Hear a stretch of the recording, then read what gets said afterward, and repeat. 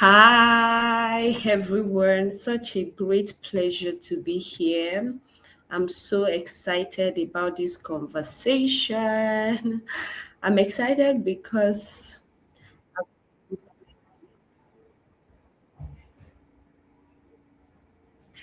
I've been opportune to go through the year, and I'm very happy that this year has been amazing.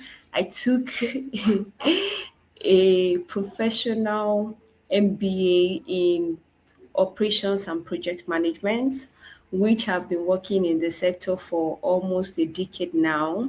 And I'm excited to share with you how, not just how that is going, but what I've learned to be able to want to share this. So, everyone, my name is Clementina Busayo. I am an author. I'm the author of the book Profitable Entrepreneur: How to Start and Grow a Successful Ushering Business. Hey. So, if you've read the book, please do feel free to share a review with me via gloriouswillsushering services@gmail.com. The email address is scrolling right on the screen if you're watching this video. So anytime you're watching this video, then I'm also an entrepreneur, which is one of the reasons I'm doing this video today, because in the new year, we're going all in on our service-based businesses. And I know because I run a service-based business, and not just one, behind the scenes of other businesses, one of which is Glorious Wheels Ushering Services, where we provide our event staff, ushers to corporate global events. And this year has been a beautiful one. And I want to say thank you. I want to say thank you to our team at Glorious Wheels Ushering Services for all the work they put in this year. This year we started afresh. 99% of our team members are actually new. And you may be wondering, why am I taking time to break all of this down? I'm taking time to break all of this down because we are in 2026, depending on which part of the world you're in. And one of the things about this year is that we have to strategize on how we would use the resource we have to achieve the goals we want. And that is why I am talking about the GPS circle, which is G stands for growth, P stands for profitability, and stands for sustainability.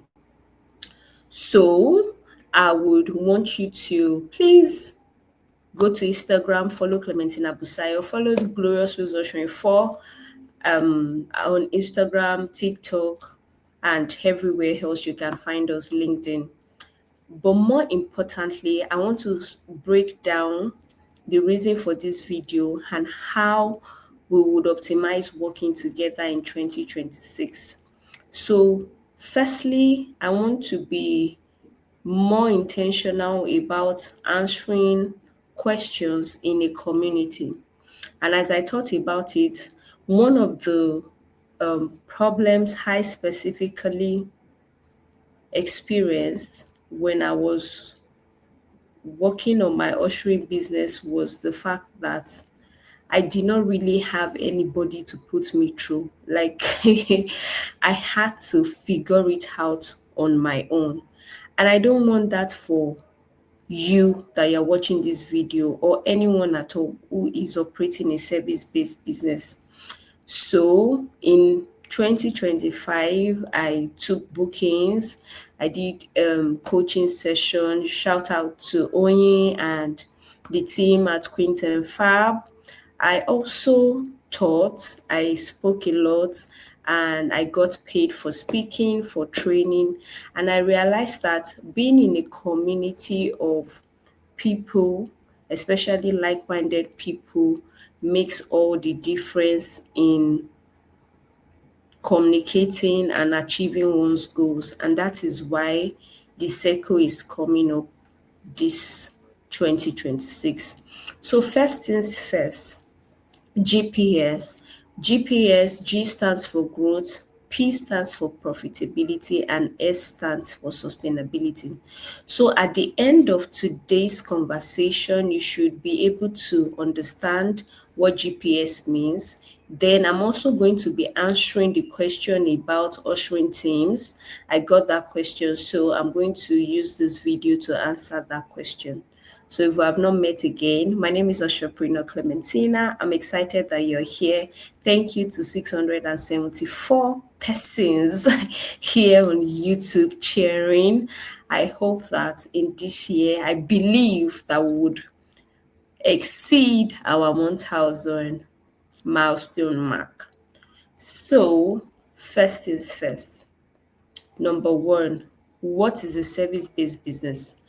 A service-based business is a business that offer intangible services such as, in my case, ushering, event staffing, and so on and so forth.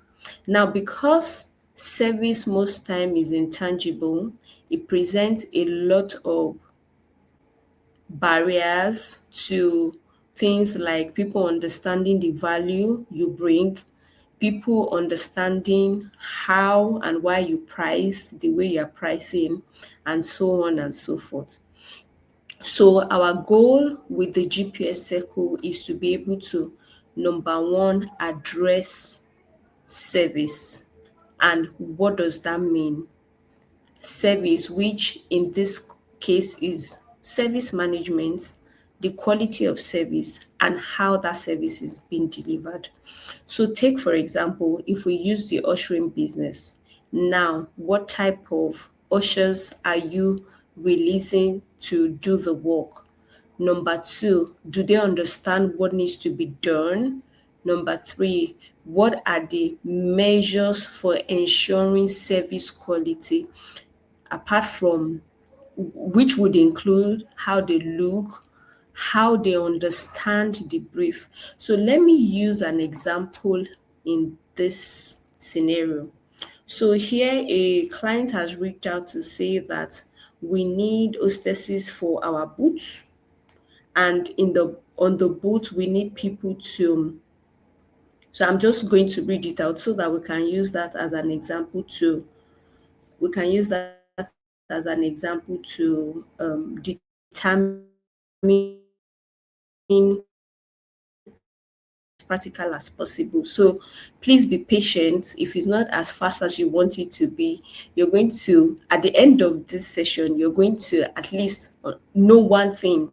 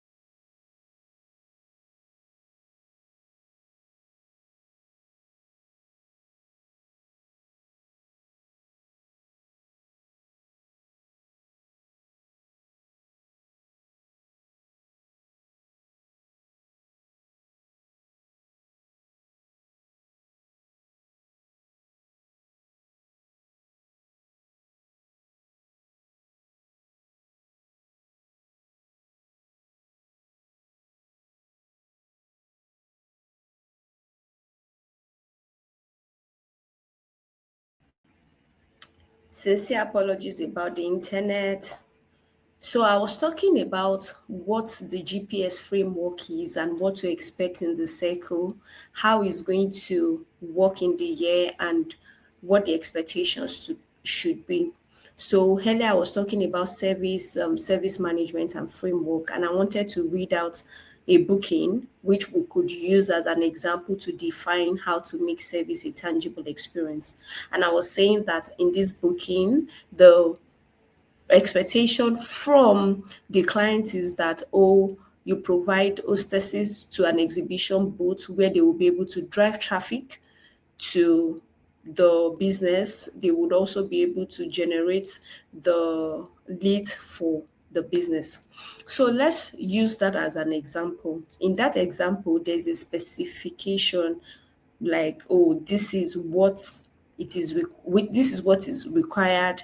Full makeup is a must. Ushers has to have a particular height and they need to wear a particular look.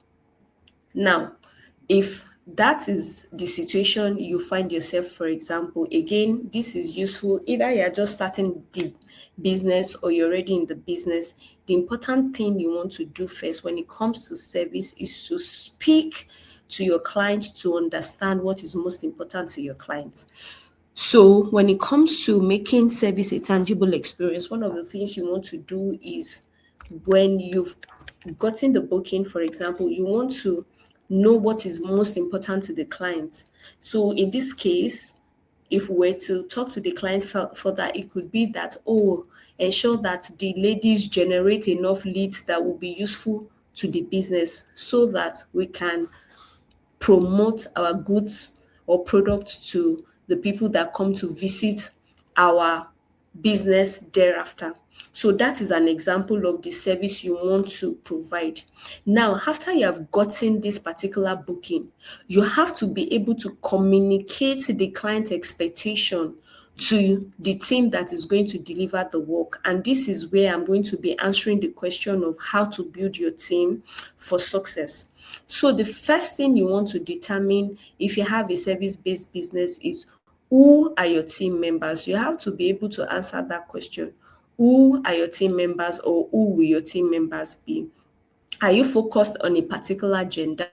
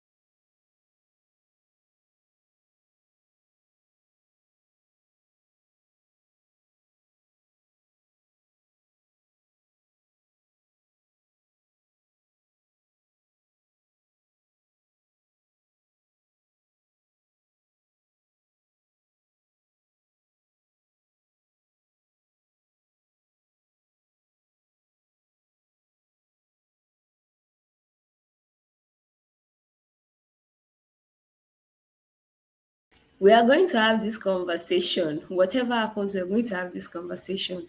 So you want to determine who your team members will be.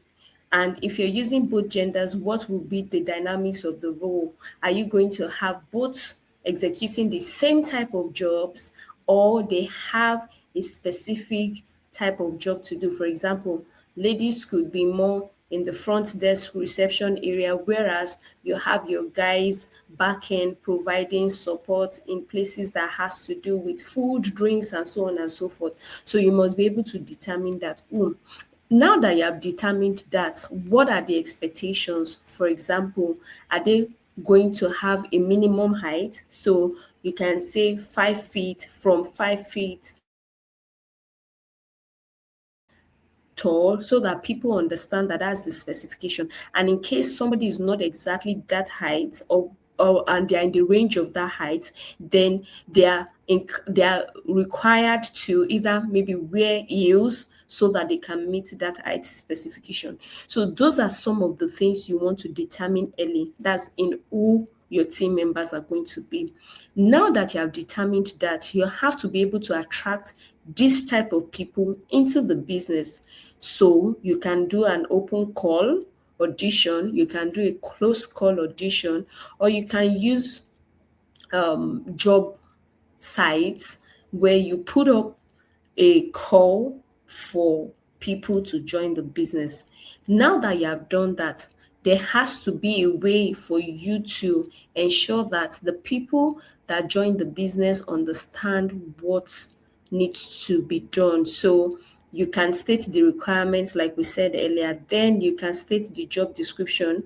If you want a particular um, type of experience, you can say that or not. You can also include that. Then you have to be able to audit them. So the auditing process is the process where you determine who is fit in the business. Now there are different ways to do this. There are people that use judges, and maybe you would require them to come in person or submit professional based pictures such as headshots, full body pictures, and so on and so forth. Then there's another aspect to it, which is training them to understand the values of your business. So after you have audited the people that applied to join your team, then you want to be able to show them what it means to be a part of your business. So what does it mean to be a part of Glorious Wheels Ushering Services? What are our values at Glorious Wheels Ushering Services? I'm using Glorious Wheels Ushering Services as an example because that is a business that I founded. Based on your values, then you would have maybe a type of assessment to determine who is a good fit for your business. Now, remember that we started from the growth, profitability, and sustainability framework. Tying it back to this example of building your team, you have to be able to determine that now that you have audited these people, do they understand the values of your business and do they fit into your business? So that is where the growth framework comes in. For a business to grow, any business at all, either is service based business or not, you need a team and you need your clients. So you need people that would use the service you have, and you need people that would execute that service. Because come to think of it, if you are a founder of a service-based business, you cannot do everything. And specifically, we're using the example of ushering in this context. So if you're a founder of an ushering business, you cannot be 10 ushers, for example. For example, this year alone, we got the opportunity, like we got a request to staff 25 ushers. You cannot be 25 people. So you want to be able to have a number. Now, yeah, you need to have the number of people that can execute your event. So take for example, if you have an event and you want to deploy 10 ushers or 10 event staff, at least you need a minimum of 20, and you need a minimum of 20 at least. That's, I'm saying, barest minimum. So it has to be more, it should not be less.